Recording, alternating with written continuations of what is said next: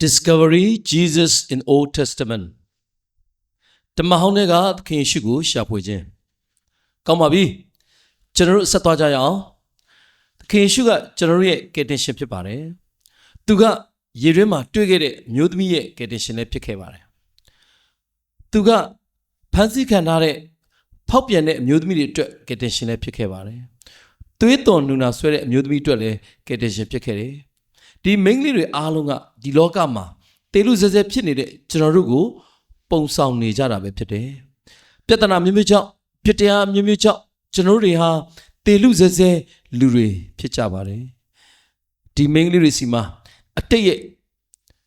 အစွန်းထင်းတွေရှိခဲ့ကြတဲ့သူတွေဖြစ်ကြပြီထိုအရာတွေကသူတို့ကိုနာကျင်စေတဲ့အရာပဲဖြစ်တယ်သူတို့ကိုဂရုစိုက်မဲ့သူကယ်တင်မဲ့သူတရားမှမရှိခဲ့ဘူးသခင်ရှုရဲ့အသက်တာထဲမှာဘာဖြစ်ခဲ့တယ်လဲသူတို့တွေနဲ့တွေ့ဆုံမှုအတွက်သခင်ရှုကသွားခဲ့တဲ့ကရည်ရွယ်ချက်ရှိပါတယ်တရင်ကောင်းစောက်တွေကိုမိတ်ဆွေတို့တေချာလေးဖတ်မယ်ဆိုရင်သခင်ရှုကရှမာရိမြို့ကိုသွားတာကိုတပည့်တော်တွေကနားမလည်နိုင်ကြပါဘူးဘာဖြစ်လို့ရှမာရိမြို့ကိုသွားရတာလဲကိုတော့ကျွန်တော်ဂျူးတွေကဒီမြို့တွေကိုမဝင်ကြဘူးကျွန်တော်တို့ကဒီအလုပ်မလုပ်ရဘူးလေဒီရှမာရိနယ်ကိုကျွန်တော်ခြေနှင်းလို့မရဘူးဒါပေမဲ့ယေရှုကသွားခဲ့ပါတယ်သွားပြီးတော့ရေကန်နားမှာအမျိုးသမီးကိုတယောက်ကိုစောင့်နေခဲ့တာဖြစ်ပါတယ်ဒီအမျိုးသမီးကလာခဲ့တယ်သခင်ယေရှုနဲ့ရေကန်မှာဆုံတွေ့ခဲ့ကြတယ်ပြီးရင်သခင်ယေရှုကကပေတနောင်မြို့ကိုသွားတယ်ဒီမြို့မှာတခါခန္ဓာအမျိုးသမီးတယောက်နဲ့နော်ကျမသမီးကိုကယ်ပါဆိုပြီးတော့မှသခင်ယေရှုကိုငိုကြွေးတောင်းပန်ခဲ့တာတွေ့ရတယ်မိတ်ဆွေတို့ရောဆက်ဖတ်မယ်ဆိုရင်အဲ့ဒီနေရာမှာအခြားတိတိတတ်တာလှုပ်ခဲ့တဲ့အရေးကြီးတဲ့အရာမရှိခဲ့ပါဘူးသူအဲ့ဒီနေရာကိုသွားတာကတခြားကိစ္စကြောင့်သွားတာဖြစ်ပါတယ်ဒီလိုအချိန်ခါမှာခန္ဓာမျိုးသမီးကအော်ပြီးတော့မှသခင်ယေရှုလို့ခေါ်ခဲ့ပါတယ်ဒီအဖြစ်အပျက်တွေကိုပြီးတဲ့အခါမှာသခင်ယေရှုအဓိကလုပ်ခဲ့တဲ့အရာတွေကိုတွေ့ရပါတယ်သူကတော့ဇေဒန်ကိုဖျက်လျှောက်သွားခဲ့တာဖြစ်တယ်ဒီနေရာမှာပဲသွေးသွန်တဲ့အမျိုးသမီးနဲ့တွေ့တဲ့အခါသခင်ယေရှုကငါ့ကိုဘယ်သူထိတယ်လဲလို့မေးခဲ့တာဖြစ်တယ်ဒါပေမဲ့ဘယ်သူထိလဲဆိုတာ तू သိနေတာပဲပြီးရင်အဲ့ဒီအမျိုးသမီးကို तू ကြိုဆိုခဲ့တာကိုအမျိုးသမီးလည်းကြမ်းမာသွားတာကိုတွေ့ခဲ့ရတယ်သခင်ယေရှုကယေရုရှလင်ကနေနာဇရက်မြို့ကနေပဲလာခဲ့တာမဟုတ်ပါဘူးအဲ့ဒီအမျိုးသမီးတွေကိုတွေ့ဖို့သူကစัจ java အပြင်ဘက်ကနေလာခဲ့တဲ့သူပဲဖြစ်တယ်စัจ java အပြင်ဘက်ကနေကပေရနောင်မြို့ကိုလာခဲ့တာဖြစ်တယ်အဲ့ဒီအချိန်အဲ့ဒီနေရာကလေးကနေပြင်ဆင်ပြီးသားဖြစ်တယ်မိတ်ဆွေတို့အနေနဲ့ရောယုံကြည်နိုင်ပါသလားမိတ်ဆွေတို့ယုံကြည်တယ်ဆိုရင်မိတ်ဆွေရဲ့အသက်တာမှာခဏတာတွေးဆုံရဖို့အတွက်အဲ့ဒီစัจ java ကြီးရဲ့အပြင်ဘက်ကနေပဲမိတ်ဆွေနဲ့တွေ့ဖို့သူလာခဲ့တာဖြစ်တယ်ကျွန်တော်တွေဟာညှင်းပယ်ခံရတဲ့သူတွေဖြစ်ပါတယ်ကျွန်တော်ဘဝတွေကလွင့်စင်ခဲ့ရတဲ့သူတွေအတိတ်မှာအမှားကြောင့်ကျွန်တော်တွေနင်းချေခံခဲ့ရတယ်အရှက်တရားတွေဖြစ်ခဲ့ရတယ်ကျွန်တော်တို့ကိုမတတ်နိုင်တော့ဘူးလက်တွေမြောက်ပြီးအရှုံးပေးနေရမယ့်အချိန်မှာသခင်ယေရှုကကျွန်တော်တို့ကိုကယ်တင်ဖို့အတွက်ကျွန်တော်ဘဝတွေကိုဝင်လာခဲ့တာဖြစ်ပါတယ်သူဟာကျွန်တော်ရဲ့ကယ်တင်ရှင်လည်းဖြစ်တယ်ဒီအမျိုးသမီးတွေကအေးဝါကိုပုံဆောင်နေတာဖြစ်ပါတယ်တားပွားခြင်းအရာမှာဝေဒနာပြင်းစွာခံရဖို့ချိန်ဆခြင်းကိုခံရတဲ့အမျိုးသမီးများပဲဖြစ်တယ်။တင်နေတဲ့အမျိုးသမီးကခရစ်တော်နဲ့ဆိုင်တဲ့မျိုးစစ်ကိုမွေးဖွားပေးပြီးတော့ဘလို့အသက်ရှင်နိုင်မှာလဲလို့အရွက်ခံရတဲ့အမျိုးသမီးပဲဖြစ်တယ်။ကျွန်တော်တွေဟာဝိညာဉ်ရေးရာကောကာယပိုင်းမှာကော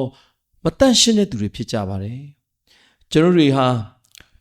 တန့်ရှင်းတဲ့သူတွေမဟုတ်ပါဘူး။ဒီသားတော်ယေရှုခရစ်တော်ရဲ့မွေးဖွားနိုင်ဖို့အတွက်ကျွန်တော်တွေကိုမထိုက်တန်ပါဘူးဒီလိုမထိုက်တန်မိမဲ့လဲနမိတ်လက္ခဏာတွေထဲမှာအံ့ဩဖွယ်အကောင်းဆုံးနမိတ်လက္ခဏာကတော့သခင်ယေရှုကပြည့်စုံမိန်းမတစ်ယောက်ကိုအပြိုကညာပြန်ဖြစ်စေတာပါပဲဒါဖြစ်နိုင်သလားသခင်ယေရှုကအဖြစ်နဲ့ပြည့်နေတဲ့သူကိုစင်ကြယ်တန်ရှင်းတဲ့သူတွေအဖြစ်ပြောင်းလဲပေးခဲ့တယ်ကာမဂုဏ်နဲ့ကင်းတဲ့သူတွေဖြစ်စေပြီးတော့အဆုံးထိတိုင်သူ့နောက်ကိုလိုက်နိုင်ခဲ့ကြတယ်ဝိညာဉ်လူတွေ 3,4,400လိုက်ခဲ့ကြတာဖြစ်ပါတယ်ဒါကမေရှိယသခင်ယေရှုရဲ့လျှို့ဝှက်နည်းနည်းတဲ့အရာပဲဖြစ်တယ်ကျွန်တော်တို့ကိုတည်ခြင်းကနေအသက်ရှင်ခြင်းတို့ပြောင်းလဲပေးဖို့အတွက်ပြည်တစားဘဝကနေအပြိုကညာဘဝကိုပြောင်းလဲပေးဖို့ကြွလာခဲ့တာဖြစ်တယ်ဟေရှာယအခန်းကြီး56ငယ်4နဲ့9ထဲမှာထာဝရဘုရားမိန့်တော်မူသည်ကားငါ၏ဥပုံတွေကိုစောင့်လျက်ငါနှစ်သက်သောအရာကိုရွေးယူ၍ငါဗြိဉ္ဉ်ကိုမှီဝဲသောမိမရှာတို့အားသားသမီးတို့ထက်မြတ်သောအရာမြတ်သောနာမကိုငါအိမ်ငါတတိုင်းအတွင်း၌ငါပေးမည်မပြောင်းနိုင်သောထာဝရနာမကိုသူတို့အားပေးမည်လို့ယနေ့နှုတ်ကပတ်တော်ကဖော်ပြထားပါတယ်ဒါကတော့အဓိကသောချက်ပဲဖြစ်တယ်ဗြိဉ္ဉ်တရားဖြစ်တယ်တကယ်လို့သာမာသအခြားသောရွေချက်နဲ့သူ့ရောက်ခမနဲ့ပြစ်မှားခဲ့မယ်ဆိုရင်နော်လောတရဲ့သမီးတွေလိုပဲကျင့်ခြင်းကိုခံရမှာဖြစ်တယ်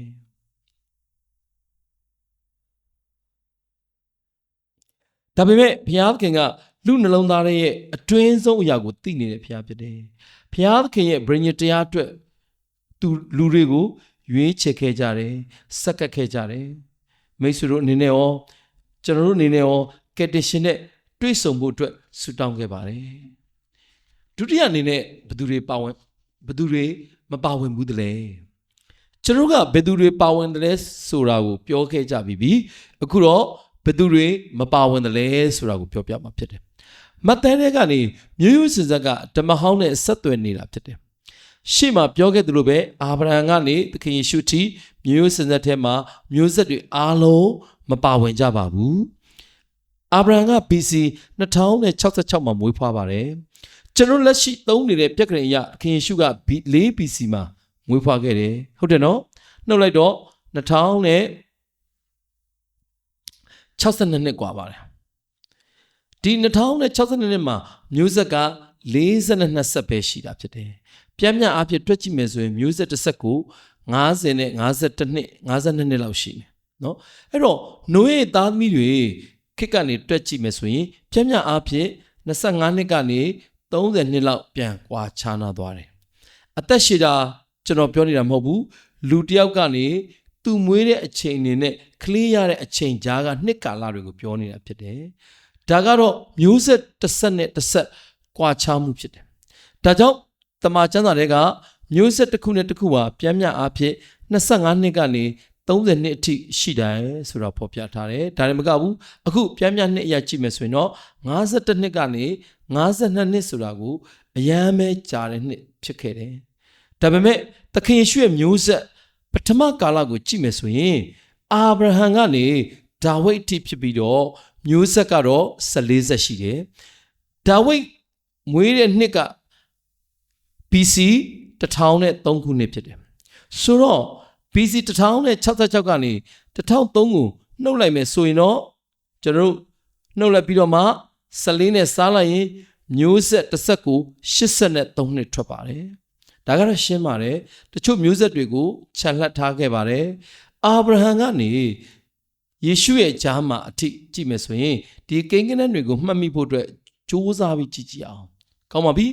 ဆိုတော့ဘယ်အပိုင်းကခြံလှပ်ခဲ့တယ်လဲအာရန်နဲ့အမိနဒက်ကြားမှာဖြစ်တယ်အာရန်ရဲ့အဖေကဟေဇရုံဖြစ်ပြီးတော့တေချာဖို့အတွက်ကတော့မျိုးရိုးကိုတစ်ချက်ကြည့်ကြရအောင်ပေါ့တေချာအောင်ကျမ်းစာကိုတစ်ချက်ကြည့်ကြအောင်မဿဲခန်းကြီး1အငယ်3ယူဒသည်မိမိခင်မွန်တာမာတွင်မြင်သောသားဖာရက်နှင့်ဇာရသားဟေဇရုံသားဖာရက်ဟုတ်ပြီဟေဇရုံကအရန်အဖေဖြစ်တယ်ရာဇဝင်ကျုပ်ပထမဆောင်ခန်းကြီး2အငယ်4ကနေ5ကိုဒါကိုအထောက်ကူပြုထားတဲ့အရာတွေ့ရတယ်ချွေးမတာမာကမြင်တဲ့သားကတော့ဖာရက်နဲ့ဇာရာယူဒပေါင်းတဲ့9ယောက်ရှိတယ်လို့ဖော်ပြထားတယ်ဖာရက်သားကဟေဇရုံနဲ့ဟာမူလဒီလို့ကျမ်းစာကဖော်ပြထားတယ်ဟေဇရုံကအဲဂရုပြည်ကိုပြောင်းသွားတဲ့ယာကုပ်မိသားစုရောက်80ထဲမှာဟေဇရုံနာမည်ပါပါတယ်မှတ်မိကြတယ်မဟုတ်လားယာကုပ်နဲ့ယောသက်နောက်ဆုံးတွေ့တဲ့အချိန်မှာပဲယောသက်ကသူ့မိသားစုဝင်တွေကိုအဲဂုရုပြည် ပြောင်းလာဖို့ပြောလိုက်တဲ့အရာဖြစ်တယ်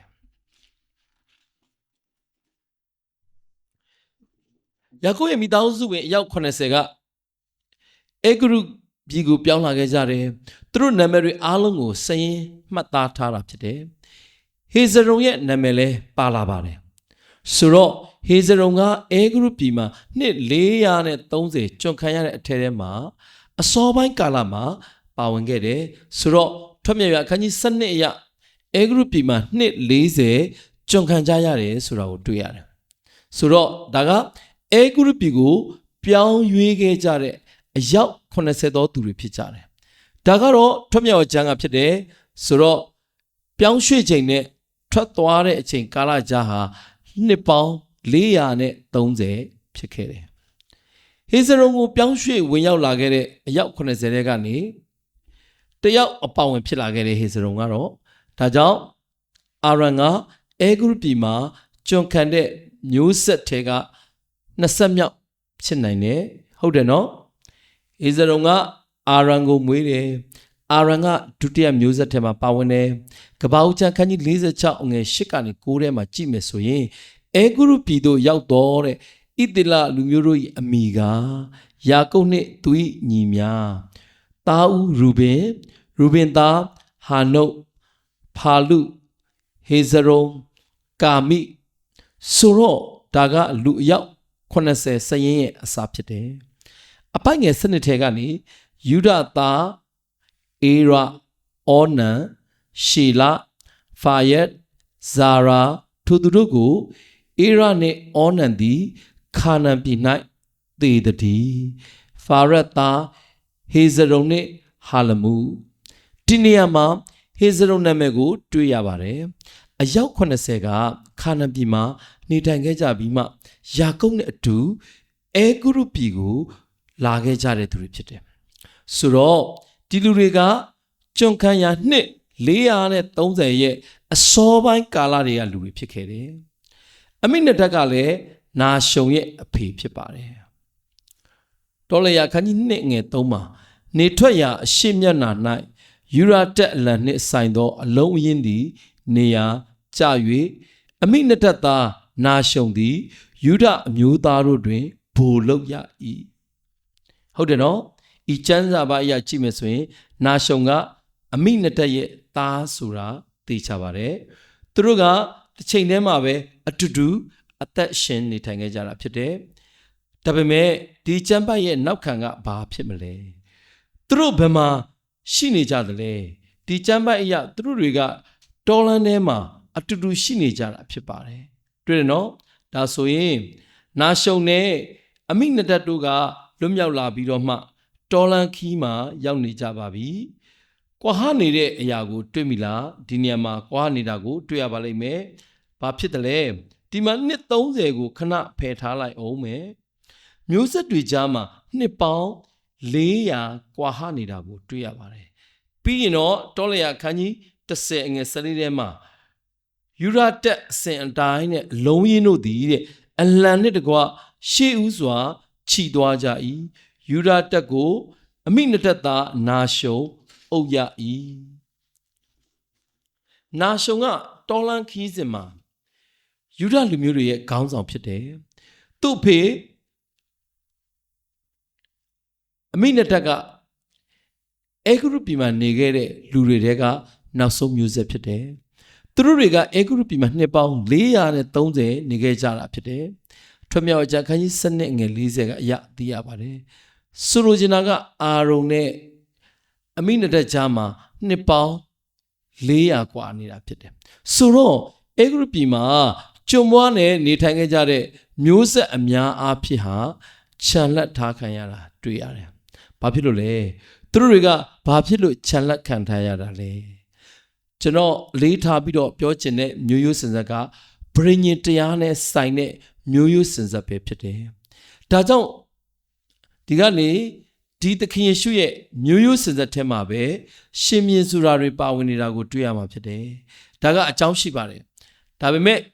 ဒီမျိုးရိုးစင်ဆက်တွေထဲမှာဘယ်သူပါဝင်နေသလဲဆိုတာကြည့်ရအောင်အာဗြဟံကနေကြည့်ကြည့်အောင်အာဗြဟံပြီးရင်ဒီမျိုးရိုးစင်ဆက်ထဲမှာ ဘယ်သူလဲဣဇက်ကသားဦးဟုတ်လားအမှန်တော့မျိုးရိုးစင်ဆက်ကိုသားဦးတွေကဆက်ပြီးတော့တည်ဆောင်သွားရတာဖြစ်ပါတယ်သူကသားဦးမဟုတ်ဘူးဒါပေမဲ့သူကဂရိတော်သားဖြစ်တယ်ဂရိတော်ဆိုတာကဗြိဉ္ဉ်ပြုထားတဲ့သူကိုပြောတာဖြစ်တယ်မျိုးရိုးစင်ဆက်ထဲမှာဗြိဉ္ဉ်တရားကနေအင်မတန်မှပဲအရေးကြီးတဲ့အရာဖြစ်တယ်နောက်တစ်ယောက်ကဘာတူလဲယာကုပ်ဖြစ်တယ်ယာကုပ်ကတော့သားဦးလားမဟုတ်ပါဘူးဒါပေမဲ့သူကသားဦးအရာကိုတိုက်ယူခဲ့တဲ့သူဖြစ်တယ်သားဦးအရာကဒီဗြိဉ္ဉ်တရားနဲ့ဆက်ဆက်မှုအရှိဆုံးအရာပဲဖြစ်တယ်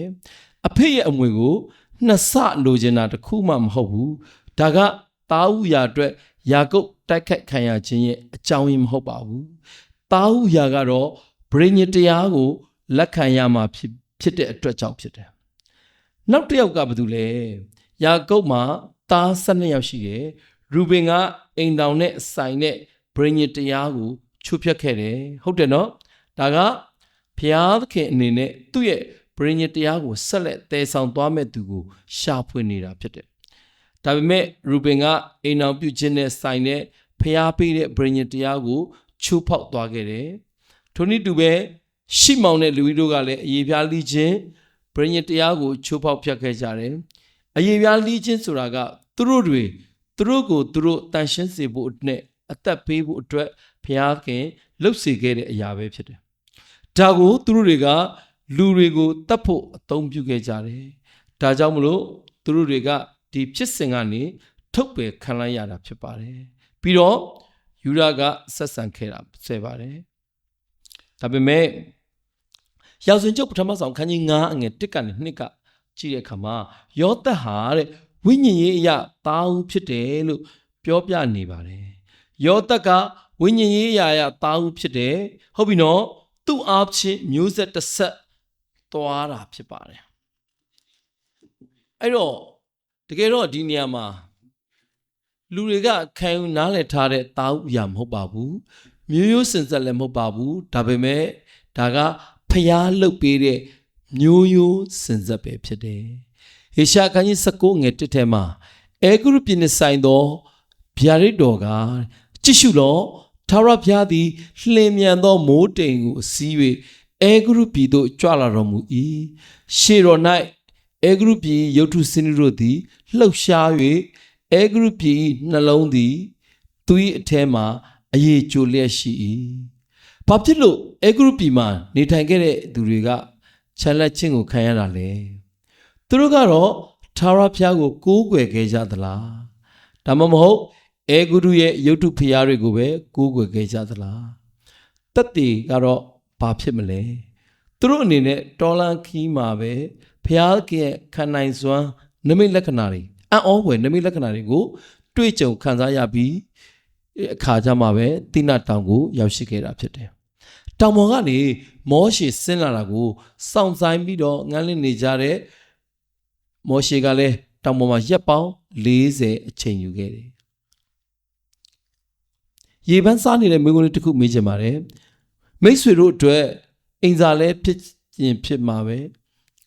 မောရှေကတိနတောင်ပေါ်မှာဘယ်နှကြိမ်တက်ခဲ့တယ်လဲတစ်ကြိမ်လားနှစ်ကြိမ်လား3ကြိမ်လား6ကြိမ်လားအဖြေ6ခုရှိပြီဖြေခြင်းတဲ့သူရှိသေးလားတချို့က8ကြိမ်လို့ပြောကြတယ်ရေတွက်ကြည့်ခဲ့ပါဦးထွေမြောက်ကျမ်းခန်းကြီး19ထဲကနေ40အထိတောက်လျှောက်ခမားကိုဖတ်ကြည့်မယ်မောရှေကတောင်ပေါ်မှာအတက်အဆင်းလုပ်နေတာကိုတွေ့ရလိမ့်မယ်ကျွန်တော်လည်း2ကြိမ်ပဲထင်ခဲ့ပါတယ်ဒါပေမဲ့ကျွန်တော်ရဲ့ဆရာလမ်းညွှန်တဲ့သူကျွန်တော်ရဲ့တင်းဆရာရွေးနှုတ်ခြင်းတမိုင်းဖြစ်စဉ်စာအုပ်ကိုရေးသားခဲ့တဲ့ဆရာကြီးကတော့8ကြိမ်အထိအတက်အဆင်းလုပ်ခဲ့တယ်လို့ပြောပါတယ်မလွယ်ဘူးတော့ဆရာကြီးကတကယ်တွန်းအားပေးမှုပဲဒီလိုနဲ့ကျွန်တော်တို့ကျမ်းစာကိုတေချာပြန်ပြီးဖတ်ပြခဲ့တဲ့အခါကျွန်တော်လည်းတကယ်တော့တင်းအောင်လုံးနေစေဖြစ်ပါတယ်ဒါပေမဲ့ကျမ်းစာကိုထပ်ခါပြန်ဖတ်ရပါတယ်ကျမ်းစာကိုအရင်ဖတ်ပြီးမှပြောကြရင်ပို့ပြီးကောင်းလိမ့်မယ်ကျမ်းစာထဲမှာစမ်းစစ်ကြည့်တာကကောင်းပါတယ်ဘယ်လိုပဲဖြစ်ဖြစ်ဒါကမောရှေရဲ့6ကြိမ်မြောက်တက်ခဲ့တဲ့ အချိန်ဖြစ်ပါတယ်တဲတော်အတွက်ညွှန်ကြားချက်ဆိုင်ရာကြောက်ပြားကိုဖျားစီကနေသူလက်ခံပြီးသွားတဲ့အချိန်မှာဒီတခါသူပြန်တက်ပါတယ်ခါတိုင်းဆိုရင်သူ့အနေနဲ့ဒီလိုနေ့တက်ရင်နောက်နေ့ပြန်ဆိုရောက်ပါပြီဒါပေမဲ့ဒီချိန်တော့သူကတောင်ပေါ်မှာရက်40ကြာသွားတယ်ဆိုတော့အောက်ကလူတွေကငါတို့ကိုထားခဲ့ပြီးထွက်သွားပြီငါတို့ကောင်းဆောင်ကြီးမရှိတော့ဘူးဆိုပြီးတော့စင်ကျင်စရာထင်စရာဖြစ်ခဲ့တယ်သူတို့ကရုပ်ထုလို့မခေါ်ကြဘူးနွားရုပ်ကိုလည်းမခေါ်ကြဘူးသူတို့ကဖယားအီလိုဟိမ်လို့ခေါ်ကြတယ်ကျွန်တော်တို့ကိုပြန်ခေါ်သွားမဲ့ဖယားကိုထွရအောင်လို့ပြောဆိုကြတယ်ဒါကတော့မွေးရင်ဘာသာစကားပဲဖြစ်တယ်ကျွန်တော်တို့ကိုအေဂရုပြည်ကိုပြန်ခေါ်သွားမဲ့ဖယားသခင်လိုအပ်တယ်ဒီလိုအပ်တဲ့သူတွေကိုရွှေနွားတငယ်ရုပ်ကလေးတွေကိုထူကြတယ်ဒါကဘာကိုပြတယ်လဲဆိုရင်ဖျားသခင်ထဲမှာဒီရုပ်တုတွေကိုကိုးစားနေကြတယ်ဆိုတာကိုပြောနေတာပဲဖြစ်တယ်ရုပ်တုစင်သူကလိမ်မိုင်းဆိုင်ရာအပြစ်ထက်ဘက်ကိုအမြဲတမ်းသွေးဆောင်နေတတ်တယ်ကျမ်းစာတွေကလည်းကျွန်တော်တွေ့ခဲ့ပြီးရေစကြည်လအခန်းကြီး20ငယ်9နဲ့10ထဲမှာအေဂရုပြည်ကရုပ်တုတွေအကြောင်းကိုတွေ့ရမှာဖြစ်တယ်ဖျားသခင်ကအေဂရုပြည်ကရုပ်တုဖျားတွေအပေါ်မှာအမျက်ထွက်နေဆုံးပဲဖြစ်ပါတယ်အေဂရုပြည်မှာနေထိုင်ကြတော့ကသူတို့မှာကျွန်ဖြစ်နေရတဲ့အတွက်ဥပုံနေတွေမှာဖျားကြောင့်မတက်နိုင်စင်ကြေကောင်းကောင်းပေးနိုင်ခဲ့တယ်ပြောချင်တာကတော့သူတို့အနေနဲ့ဥပုံနေကိုမဆောင်ရှောက်ခဲ့ကြဘူးသူတို့မှာရွေးစရာမရှိခဲ့တော့ဘူးပေါ့သူပညာရှင်တွေရဲ့လေ့လာချက်အရအေဂရုပြည်ရဲ့တပတ်တာက9ရက်မဟုတ်ပဲ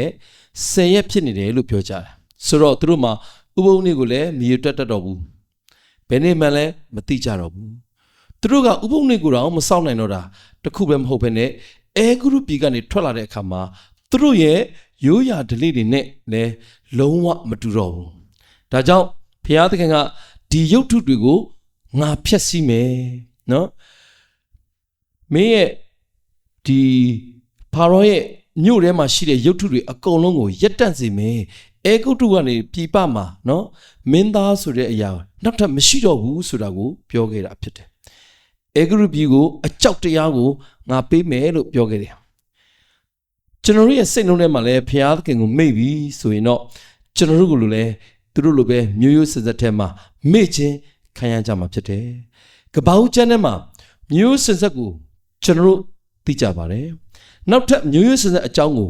ဘယ်နေရာမှာထပ်တွေ့နိုင်တယ်လဲဆိုတော့ရာဇဝင်ကျုပ်စာအုပ်တွေမှာတွေ့ရတယ်ဟေဘဲကျမ်းစာမှာဆိုရင်ရာဇဝင်ကျုပ်စာအုပ်တွေကဓမ္မဟောင်းရဲ့နောက်ဆုံးစာအုပ်တွေဖြစ်ပါတယ်ဆိုတော့ဓမ္မဟောင်းရဲ့အစနဲ့အဆုံးမှာမျိုးရိုးစင်ဆက်အကြောင်းအရာတွေကိုကျွန်တော်တို့တွေ့ရမှာဖြစ်တယ်ပြီးတော့ဓမ္မသစ်ရဲ့အဆုံးအစအဆုံးစာအုပ်ဖြစ်တဲ့နော်ဓမ္မသစ်ရဲ့အစအဆုံးဖြစ်တဲ့မဿဲထဲမှာမျိုးရိုးစင်ဆက်တွေကိုတွေ့ရတယ်လို့ပဲဓမ္မသစ်ရဲ့နောက်ဆုံးစာအုပ်ဖြစ်တဲ့အသက်စာအုပ်မှာဝိညာဉ်ရေးအသက်စာဆောင်တွေပြန်တွေ့ရတာဖြစ်တယ်အဲ့ဒီမှာသခင်ရှုရဲ့မျိုးရိုးစာအုပ်ထဲမှာကျွန်တော်တို့လည်းပါဝင်ဖို့လိုအပ်တယ်ဆိုတာကိုဖော်ပြထားတယ်ဒါပေမဲ့ဘုရားသခင်ရဲ့ဥပုံနှစ်ကိုမစောင့်တဲ့သူနဲ့ပြည့်ညတ်တရားကိုမစောင့်ရှောက်တဲ့သူတွေကတော့ပါဝင်နိုင်ကြမှာမဟုတ်ဘူးဆိုတာကိုမှတ်ထားပေးကြရမယ်ပြီးတော့နောက်ထပ်ချန်လက်ထားတဲ့နေရာကိုဘယ်မှာတွေ့ရသေးတယ်လဲဆိုရင်နော်ရှောလမုန်နဲ့ဘောဇာကြားမှာထပ်တွေ့ရတာတွေ့ရတယ်နော်ဆာလမုန်နဲ့ခါနန်ပြည်မှာရှိတဲ့နော်ရာခတ်နဲ့လက်ထပ်ခဲ့ကြတယ်ဣသေလတွေခါနန်ပြည်ကို1406ခုနှစ်မှာ BC မှာဝင်ရောက်လာတဲ့အခါမှာဒါဝိဒ်ကတော့ BC 1010လောက်မှာနောက်ကဟေဘရုန်မှာဘုရင်ဖြစ်လာတယ်ဆိုတော့နော်ဆာလမုန်နဲ့နော်ဘောဇာကြားမှာနှစ်ပေါင်း396နှစ်လောက်ဟနေတာကိုတွေ့ရတယ်ဒီကြားမှာမျိုးဆက်က40ပဲရှိပါတယ်ဘောဇာအောဘတ်နဲ့ယေရှဲတို့ကတရားသူကြီးခေတ်ရဲ့နောက်ဆုံးကာလမှာအသက်ရှင်ခဲ့ကြတယ်ဆိုတာကိုကျွန်တော်တို့သိပြီးသားဖြစ်တယ်ယေရှဲကနေရှောလူရှင်မြင်နဲ့ပရောဖက်ရှမွေလလက်ထက်မှာအသက်ရှင်ခဲ့တယ်ယေရှဲဆိုတာကဒါဝိဒ်ရဲ့အဖေဆိုတာကိုကျွန်တော်အားလုံးသိကြတယ်နော်အောဘတ်ကယေရှဲရဲ့ အဖေဖြစ်တယ်ရုသဝတ္ထုရဩဘကတော့ဘောဇနဲ့ရုသအဖြစ်မွေးဖွားလာတယ်ဆိုတော့ဖော်ပြထားတယ်ဆိုတော့ဘောဇရဲ့ဩဘရဲ့ယေရှဲနဲ့ဒါဝိဒ်ဒီ၄ယောက်ကြားမှာကွာဟမှုမရှိဘူးဒါကြောင့်ဆာလမုန်နဲ့ဘောဇကြားမှာခြံလှပ်ထားခြင်းခံရတဲ့ကြီးမားတဲ့မျိုးဆက်တွေရှိနေတာကိုကျွန်တော်တွေ့ရမှာဖြစ်တယ်ဆာလမုန်ကရာခတ်နဲ့လက်ထက်တဲ့သူဖြစ်တယ်ဆိုတော့ဒါကခါနန်ပြည်ဝင်ရောက်လာကြတဲ့အစပထမပိုင်းကာလကိုဖော်ပြနေတာဖြစ်တယ်ဒါပေမဲ့တရားသူကြီးများကာလကနှစ်ပေါင်း340လောက်ကြာတယ်ဆိုတော့ဘောဇဩဘယေရှဲဒါဝိဒ်မျိုးဆက်၄ဆက်ကတရားသူကြီးများကာလရဲ့အဆုံးပိုင်းကာလမှာရှိကြတဲ့လူတွေဖြစ်တယ်။ဘာဖြစ်လို့လဲဆိုရင်ယေရှဲနဲ့ဒါဝိဒ်တို့ကရှင်ပြန်များကာလမှာရှိနေကြတယ်ကျွန်တော်အားလုံးသိပြီးသားဖြစ်တယ်။ဒီမှာဘာဖြစ်ခဲ့တယ်လဲ။ဘာဖြစ်လို့တရားသူကြီးများကာလကလူတွေကိုခြံလှပ်ထားခြင်းခံရတာလဲ။တရားသူကြီးများကာလကခါနန်ပြည်ကိုစတင်ဝင်ရောက်လာခဲ့ကြတဲ့အချိန်ကနေစခဲ့တာဖြစ်တယ်။အဲ့ဒီမှာဆာလမုန်လည်းပါလာခဲ့တာဖြစ်တယ်။ရုသရဲ့ဘောဇရဲ့ဩဘရဲ့ယေရှဲရဲ့ဒါဝိဒ်တို့ကြတော့တရားသူကြီးများကာလရဲ့အဆုံးပိုင်းကလူတွေဖြစ်တယ်။တရားသူကြီးများကာလကနှစ်ပေါင်း340ဖြစ်တယ်ဆိုတော့ဒီမျိုးရိုးစင်ဆက်ကဲထဲမှာနှစ်300နီးပါးလောက်ကပျောက်ဆုံးနေတာကိုတွေ့ရတယ်။ဘာဖြစ်လို့ဒီတရားသူကြီးများကာလကလူတွေမပါလာတာလဲ။အဲ့ဒီအချိန်တုန်းကဣသေလလူမျိုးတွေမှာရှင်မြင်မရှိခဲ့ကြဘူး။ဒါကြောင့်လူတိုင်းကသူတို့စိတ်ထဲမှာမှန်တယ်တင်တဲ့အရာတွေကိုလုံနေကြတာဖြစ်တယ်။ဒါကတော့ဖျားသခင်စီကနေနောက်ပြန်ဆုတ်သွားတဲ့သဘောပဲဖြစ်တယ်။မိတ်ဆွေတို့ကကိုရီးယားဇာတ်ကားတွေကိုကြိုက်ကြသလား။ဒါမှမဟုတ်ရင်အမေရိကဇာတ်ကားတွေကိုကြိုက်ကြသလား။အကယ်လို့များမိတ်ဆွေတို့အနေနဲ့ရုပ်ရှင်ဒရမာကိုကြိုက်နှစ်သက်တယ်ဆိုရင်တရားသူကြီးမှတ်စာကိုဖတ်ကြပါ။ဒါကတော့တကယ်ဇလန်းဆန်တဲ့အရာတွေပဲဖြစ်တယ်။တရားသူကြီးမှတ်စာကိုဖတ်ရင်စိတ်လှရှားဖို့အရန်ကောင်းသလိုပဲပျော်စရာလည်းကောင်းတာကိုလည်းတွေ့ရမှာဖြစ်တယ်။ရည်စရာလည်းအရန်ကောင်းပါတယ်။ဒီစာအုပ်ကိုစဖတ်တိုင်းမှာကျွန်တော်မယုံနိုင်ဘူး။သူတို့လုပ်ခဲ့တဲ့အရာတွေကိုကျွန်တော်လုံးဝမယုံနိုင်ဘူး။သူတို့ခါနန်ပြည်ကိုဝင်လာတော့ကတော့ဖျားခင်ကိုဂရိတွေပေးလိုက်ကြတာ။ကျွန်တော်တို့ကိုရောအတွက်အသက်ရှင်ပါမယ်။ကိုရောတရားနောက်ကိုသာလိုက်ပါမယ်။ကိုရောရဲ့နှုတ်ကပတ်တော်အားဖြင့်သာအသက်ရှင်ပါမယ်ဆိုပြီးတော့ပြောခဲ့ကြတဲ့သူတွေနှစ်လေအနေငယ်ကြာလာတဲ့ခါမှာသူတို့ဒီလိုပြောခဲ့တဲ့ဟာလေးကအခုမဖြစ်တော့ဘူးသူတို့တွေ့ကြုံခဲ့တဲ့အံ့ဩဖွယ်ရာအများကြီးပဲနော်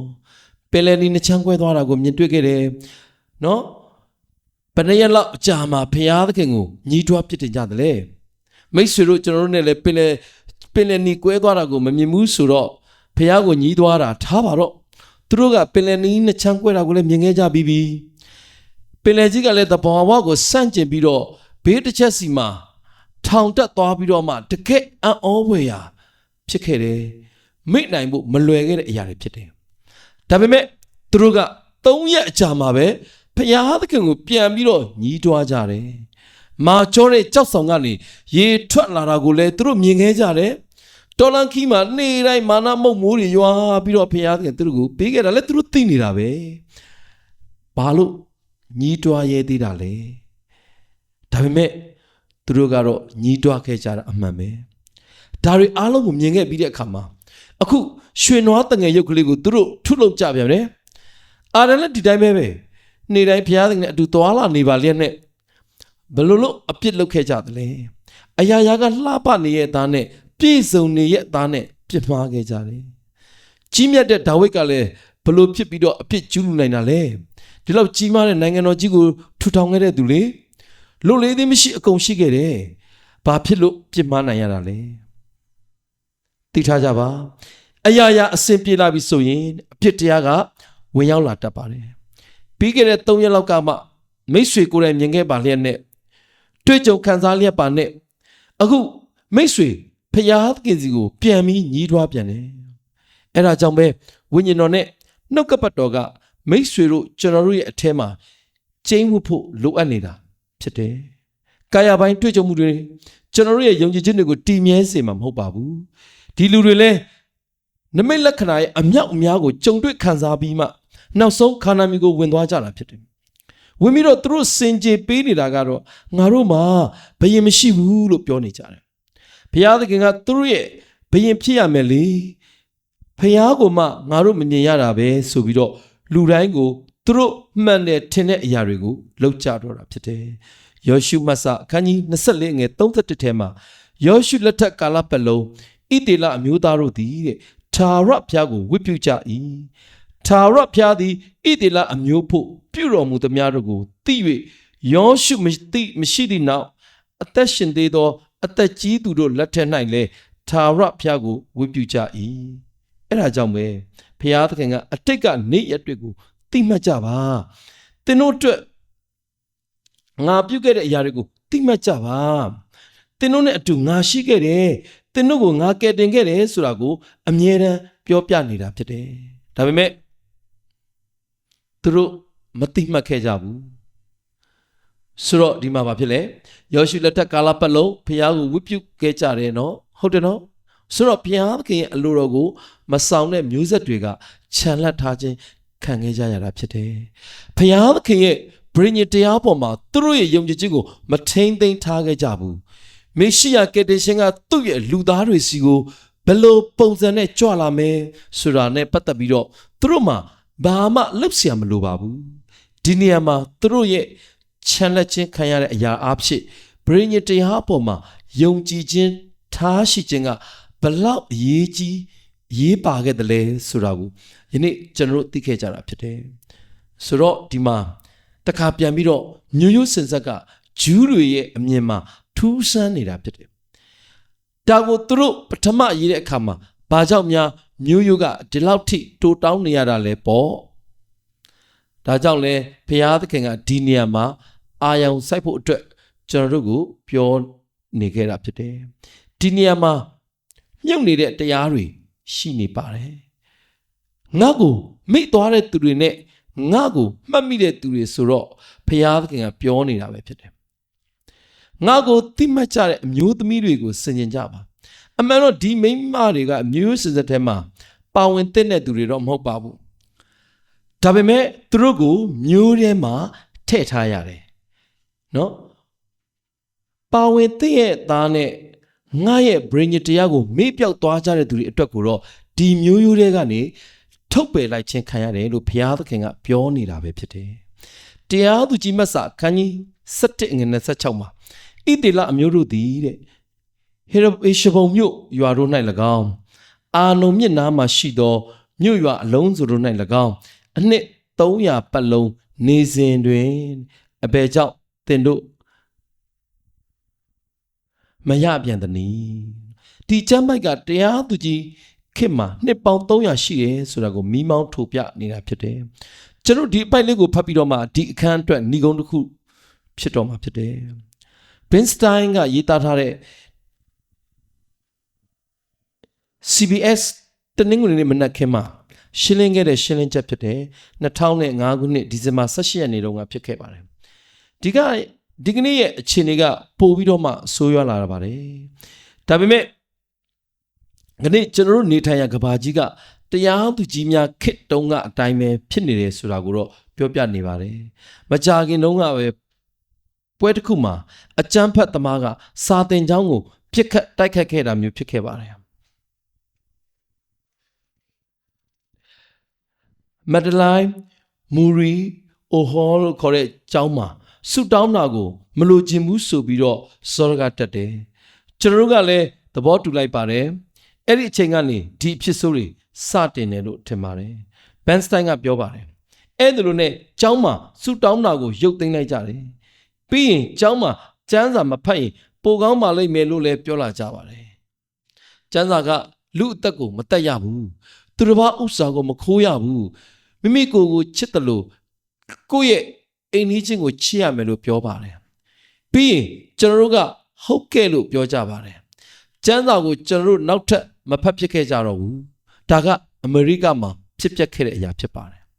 ပြီးတော့ဒေါက်တာဘန်ဂျမင်စပေါ့ကကျွန်တော်တို့ရဲ့ကလေးတွေအမားလုပ်တဲ့အခါမှာချိန်လုံးနဲ့ရက်ပြီးတော့မဆုံးမသင့်ဘူးဘာလို့လဲဆိုရင်သူတို့ရဲ့နှုတ်နယ်သေးတဲ့ကိုပိုင်ဟန်တွေကိုဖျက်ဆီးသွားလိမ့်မယ်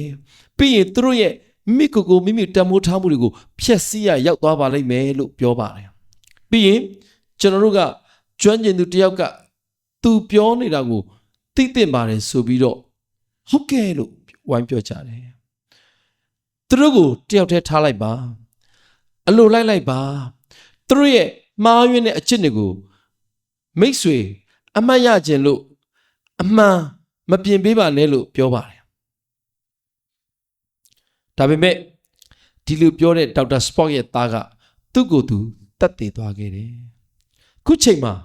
ကျွန်တော်တို့ကကိုမေးရပါလိမ့်မယ်ဘာဖြစ်လို့ကျွန်တော်တို့ကလေးတွေကအသိဉာဏ်တွေရှိရတာလဲအမားတွေကနေအမှန်ကိုဘာလို့မသိကြတာလဲအတန်းပေါ်တွေသစိမ်းတွေမိကိုဖြစ်စေတပ်ဖြတ်ဖို့အတွက်ဘာဖြစ်လို့များတွေ့ဝေတဲ့စိတ်ကလေးတောင်မရှိကြတာလဲကျွန်တော်ရဲ့ကျမ်းစာကိုသူတို့နဲ့ဝေးစေခဲ့တာဖြစ်တယ်ဆူတောင်းခြင်းလဲဝေးစေခဲ့တယ်အမှန်ပြင်ပေးခြင်းတွေကိုမလုပ်ကြတော့ဘူးအခုတော့ဒီမျိုးဆက်တွေဘယ်လိုဖြစ်ကြလဲဆိုတော့ကျွန်တော်တို့ပဲအံ့ဩနေကြပြီမဟုတ်လား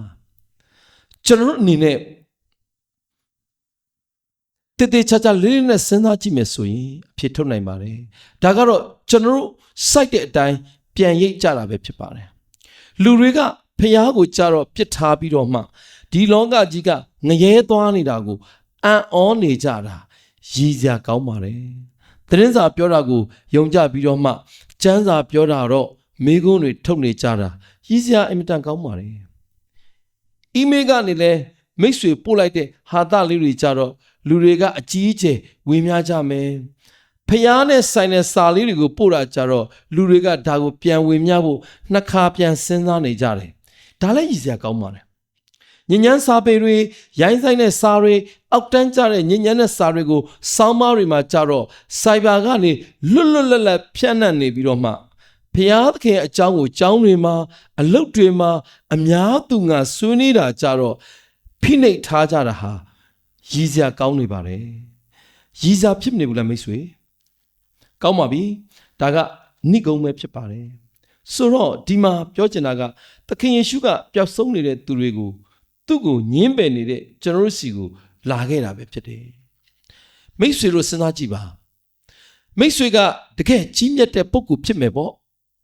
ကျွန်တော်ကစဉ်းစားလို့တော့မရနိုင်ဘူးမိတ်ဆွေကကျွန်တော်တို့မြင်ခဲ့တဲ့စัจ java ဝရာကြီးလောက်မကတကယ်ကြီးမြတ်တဲ့ပုဂ္ဂိုလ်တူဖြစ်မယ်ဆိုရင်မိတ်ဆွေအဖေကဒီမှာတားရဲ့လေမုံတွေကမြင်လို့တောင်မရတဲ့အမှုံဆက်ကလေးလူတွေစီအတွက်ဆင်းသွားပြီးတော့သူတို့အတွက်အသေးသွားခံပေးပါလားမိတ်ဆွေသားဆိုရင်လုံနိုင်ပါမလားကျွန်တော်တရားဟောချက်မှာကျွန်တော်ခဏပြောလို့ရှိတာကသခင်ယေရှုလောကကိုလူစားပြီးခံပြီးကြွလာတာကကျွန်တော်တို့အနေနဲ့ပြည့်စိတ်လို့ဝင်စားပြီးတော့ပြည့်စိတ်တွေအတွက်အသေးခံပေးတာနဲ့တူတယ်လို့နှိုင်းရှင်ပြီးတော့ဟောလို့ရှိတယ်ဒါပေမဲ့ကျွန်တော်နှိုင်းရှင်ပြောနေတာကနဲလွန်းသေးပါတယ်တခြားစီပါပဲဒါတမကအများကြီးကွာဟကြပါတယ်ဆိုတော့သခင်ယေရှုဘယ်ကနေလာသလဲဆိုတာကိုကျွန်တော်နားလည်ဖို့လိုအပ်ပါတယ်သူတကယ်လာတဲ့ခိုင်လုံတဲ့အချက်ကတော့သူဟာမိတ်ဆွေနဲ့ကျွန်တော်အတွက်လာခဲ့တာဖြစ်တယ်ကျွန်တော်အတွက်လာတာဖြစ်တယ်ကျွန်တော်တို့ခဏလေးဆူတောင်းကြအောင်ပြီးရင်အားလက်ချိန်ယူကြမှာဖြစ်ပါတယ်ကောင်းကင်ဘုံကြီးအရှင်ဖျားကိုရောရဲ့မျိုးစင်စက်ထဲမှာပါဝင်ရသောအခွင့်ကိုကျွန်တော်တို့အားပေးသနာတော်မူသောကြောင့်ထူးပဲကျေးဇူးတင်ပါတယ်ကျွန်တော်တို့ဟာအလွန်အားနည်းသောသူတွေဖြစ်ကြပါတယ်မထိုက်မတန်သောသူတွေဖြစ်ပါတယ်ဒါပေမဲ့သခင်ရှုဖျားကျွန်တော်တို့အတွက်နဲ့ကိုရောကိုယ်တိုင်ဆင်းကြွလာခဲ့ပါတယ်အထူးပဲကျေးဇူးတင်ပါတယ်ကိုရော၌သာယုံကြည်နိုင်ဖို့ကိုရော၌သာကိုးစားနိုင်မှုအတွက်မဆာတော်မူပါကျွန်တော်တို့ဒီလည်းနောက်ဆုံးသောကာလတိုင်အောင်ကိုရောရဲ့မျိုးရိုးစင်စက်ထဲမှာပါဝင်နိုင်ကြဖို့ဖြစ်ပါတယ်သခင်ယေရှုနာမ၌ဆုတောင်းဆက်ကပ်အနံပါ၏အာမင်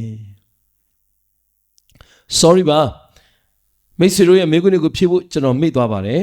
ဆုတောင်းနေတဲ့အချိန်ကြမှာပဲသတိရသွားတာဖြစ်တယ်မျိုးဆက်တွေက41ယောက်လား42ယောက်လား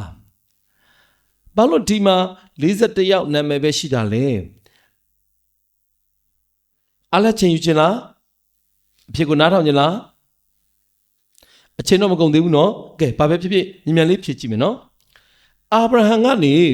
ယေရှုခရစ်တော်ဘုရားခင်အထီကိုမျိုးဆက်ပေါင်း41ယောက်ရှိတယ်ဒါပေမဲ့အပိုက်ငယ်18ထဲမှာ42ယောက်ရှိတယ်လို့ဘုရားခင်ကပြောနေပါတယ်ဣသရေလတွေအတွက်ဘယ်နံပါတ်ကပို့ပြီးတော့အရေးကြီးတယ်လဲ42ဖြစ်ပါတယ်ဘာလို့လဲသိလားသူတို့တောလန်ခီးစင်မှာစခန်းဘယ်နှခန်းချခဲ့ကြတယ်လဲကြကြလေးပြောပြပါလား42အော်42ဘယ်သူပြောလဲတောလန်ခီးမှာစခန်းချနာခဲ့ရတာ40ခုလို့ဘယ်သူပြောလဲ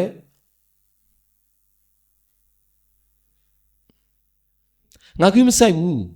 မပြောပါနဲ့ငါမသိဘူးလို့ဘယ်သူမှမပြောပါနဲ့ကောင်းပါပြီဒါကတော့မိကွန်းလေးကိုလှည့်စားလိုက်တာပါအဖြေကတော့စခန်း42ခုချခဲ့ကြပါတယ်ဒါပေမဲ့ကျွန်တော်မိကွန်းလှည့်တာလေးကိုတောစခန်းမှာစခန်းဘယ်နှခုချခဲ့တယ်လဲပေါ့ဗျာဒိတ်ခန်းကြီး17ရအေဂရုပြည်ကအဖြစ်နဲ့ပြည့်နေတဲ့ဒီလောကကြီးဖြစ်တယ်ခါနန်ပြည်ကဂတိတော်နယ်မြေဖြစ်တယ်ကျွန်တော်တို့အတွက်ပြင်ဆင်ထားတဲ့ကောင်းကင်နိုင်ငံနဲ့တူပါတယ်ဆိုတော့အေဂရုပြည်ကနေခါနန်ပြည်ကိုသွားတဲ့ခီးစဉ်မှာစခန်းပေါင်း42ခုချခဲ့ကြတယ်မျိုးဆက်41ဆက်ဆိုတာမပြည့်စုံပါဘူးလုံနေတယ်မဟုတ်လားဆိုတော့အခြားမျိုးဆက်တစ်ဆက်ရှိနေဖို့လိုသေးတယ်41အပေါင်း1ပေါ့အဲ့ဒီတယောက်ကဘယ်သူဖြစ်မလဲသခင်ယေရှုပါပဲအာမင်ယေရှုကငါပြန်လာမယ်လို့ပြောခဲ့ပါတယ်သူကနောက်ဆုံးသောသူတစ်ယောက်ဖြစ်တယ်အာဗြဟံကဣဇက်ရဲ့အဖေဖြစ်တယ်ကျွန်တော်ပြောခဲ့သလိုပဲသူကယုံကြည်သူတွေအားလုံးရဲ့ဖခင်လည်းဖြစ်တယ်အသွေးသားအဖြစ်တော့အာဗြဟံကဣဇက်ရဲ့ဖခင်ဖြစ်ခဲ့တယ်ဒါပေမဲ့အရေးကြီးတဲ့သတင်းစကားကတော့သူကယုံကြည်ခြင်းဗြိဉ္ဉ်တရားကိုနောက်ထပ်မျိုးဆက်41ဆက်လက်ဆင့်ကမ်းပေးခဲ့သူလည်းဖြစ်ခဲ့တယ်သခင်ယေရှုတိတိုင်ပေါ့ပြီးတော့သခင်ယေရှုကတစုံတစ်ယောက်ရဲ့ဖခင်ဖြစ်လာတယ်အဲ့ဒီတစုံတစ်ယောက်နေရာမှာမိတ်ဆွေတို့ရဲ့နာမည်ကိုထည့်လိုက်ပါသခင်ယေရှုသည်ဦးမောင်မောင်ရဲ့အဖေဖြစ်တယ်လို့ဖတ်လို့လိုပါတယ်သခင်ယေရှုသည်ကျမတို့ရဲ့အဖေဖြစ်တယ်လို့ဖတ်ကြရအောင်မိတ်ဆွေတို့ထည့်မပြောချင်ရင်လည်းရပါတယ်နော်ဒါပေမဲ့ဒါကတော့ကျွန်တော်ပဲဖြစ်ရပါမယ်ပြီးတော့သူတို့ကတောလန်ခီးစင်မှာစခန်း40ခုချခဲ့ကြတယ်နောက်ဆုံးတစ်ခုကိုတော့ခါနန်ပြည်ထဲမှာချခဲ့ကြတာဖြစ်တယ်ဂိလဂါလမြို့မှာဖြစ်တယ်ဆိုတော့နောက်ဆုံးမြို့ဆက်ဖြစ်တဲ့ကျွန်တော်တို့ကနောက်ဆုံးစခန်းဖြစ်တဲ့ခါနန်ပြည်ဖြစ်တဲ့ကောင်းကင်နိုင်ငံတော်ထဲမှာစခန်းချကြရမှာဖြစ်တယ်ကျွန်တော်တို့ကဒီနေရာမှာကျွန်တော်တို့ကထည့်ထားကြရပဲဆိုပေမဲ့ဒီမှာခြံခဲ့တဲ့42ဆက်မြောက်သောသခင်ယေရှုကနောက်ထပ်ပြန်ကြွလာအောင်မှာဖြစ်တယ်အဲ့ဒီအချိန်ကျရင်မျိုးဆက်42ဆက်ဆိုတာပြည့်စုံသွားမှာဖြစ်ပါတယ်ဣသေလတွေအတွက်42ဆိုတာကိုဖတ်တဲ့အခါတော်လန်ဆိုပြီးတော့ခီးစင်မှာထပ်နေတာကိုတွေ့ရပါတယ်ထွတ်မြောက်ရာကနေခါနန်ပြည်ကိုဝင်တဲ့အထိသွားရတဲ့ခီးစင်ဖြစ်ပါတယ်ဆိုတော့ရွေးနှုတ်ခြင်းသမိုင်းစဉ်ဖြစ်စဉ်ဒုတိယစာအုပ်ထဲမှာဆိုရင်ထွတ်မြောက်ရာနဲ့တော်လန်ခီးစဉ်တွေကစခန်းတွေအကြောင်းကိုပဲရေးသားထားတာဖြစ်တယ်အဲ့ဒီခီးစဉ်ကနေစခန်းတွေကကျွန်တော်တို့နဲ့ဘယ်လိုဆက်နွယ်နေတယ်လဲဆိုတော့ရုပ်ပြပုံတွေမှာတွေ့ရမှာဖြစ်တယ်ကျွန်တော်တို့အတွက်တော့အဲ့ဒီပုံပြင်ကားချက်တွေဟာကျွန်တော်ရဲ့ဘဝဖြစ်တယ်လို့ခံယူထားကြပါဘယ်စခန်းမှာအခုကျွန်တော်တို့ရောက်ရှိနေပြီလဲပထမစခန်းမှာလား41မြောက်သောစခန်းမှာလားဒါမှမဟုတ်ရင်ကျွန်တော်တို့က42ခုမြောက်သောစခန်းထဲမှာရောက်နေကြပြီလားဒါကကျွန်တော်တို့ရဲ့ဝိညာဉ်ရေးရာခီးစဉ်ဖြစ်ပါတယ်မိတ်ဆွေပြီးတော့ဒါကသခင်ယေရှုဒီလောကထဲမှာရှောက်လန်းခဲ့တဲ့အကြောင်းတွေကိုလည်းကျွန်တော်တို့ကိုပြောပြနေတာဖြစ်တယ်တကယ်အံ့ဩဖွယ်ဖြစ်ပါတယ်ဒါကအဖြေပဲဖြစ်တယ်ဆိုတော့မိတ်ဆွေကျွန်တော်နဲ့လည်းပဲသခင်ယေရှုရဲ့သားသမီးတွေဖြစ်ခြင်းအဖြစ်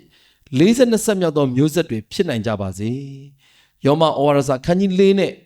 ဂလာတိဩဝါဒစာခန်းကြီး3ထဲမှာကျွန်တော်တို့တွေဟာသခင်ယေရှုခရစ်တော်ကိုယုံကြည်ခြင်းအဖြစ်အာဗြဟံရဲ့သားသမီးတွေဖြစ်လာကြပါတယ်အခုအားလက်ချိန်ယူ